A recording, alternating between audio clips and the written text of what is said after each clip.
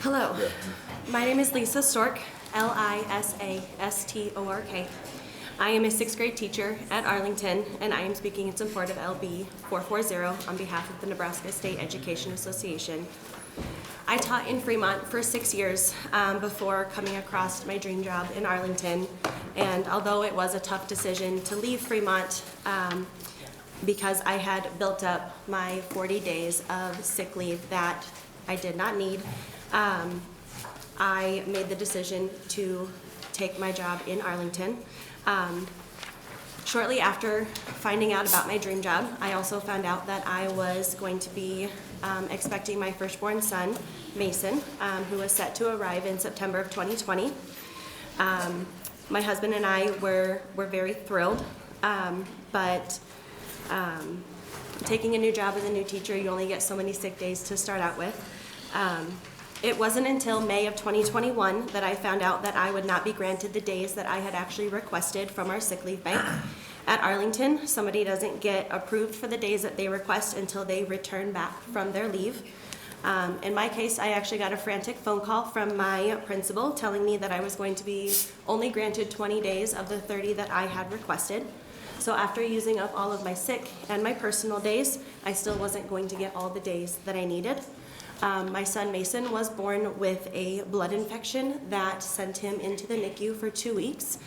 My original plan was to take your standard 6-week maternity leave, but after spending those 2 weeks in the NICU, I felt like I was being robbed of my time with him without any feeding tubes or IVs attached.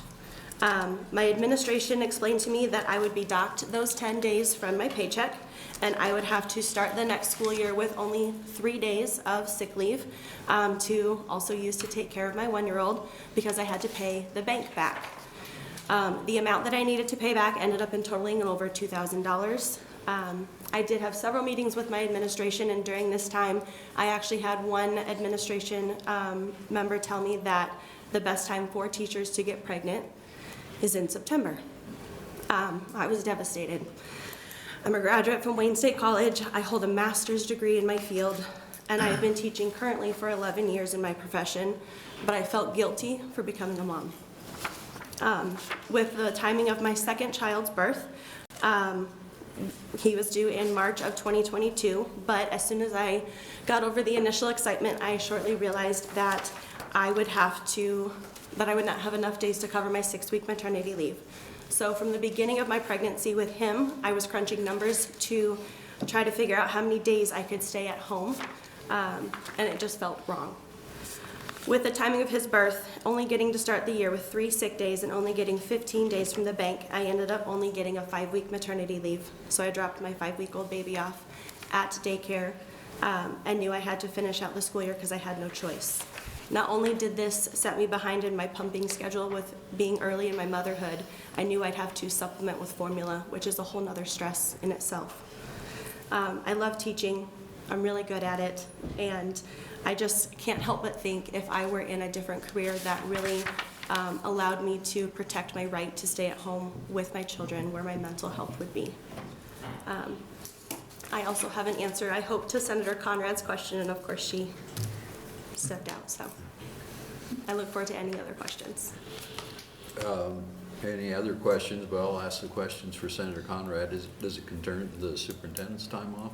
No, okay? Not their time off, of course. But I am a member of our local bargaining unit, and over the past 3 years, I have been advocating for teachers.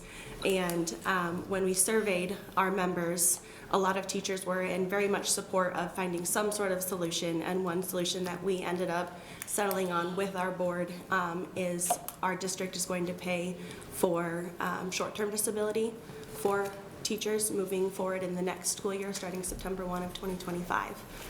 So we had great conversations with our school board and with our superintendent, and they felt like it was very important to step forward and pay for short-term disability so that teachers felt appreciated. Okay, thank you. Any other questions for Lisa? If not, thank you. Thank you. Testimony.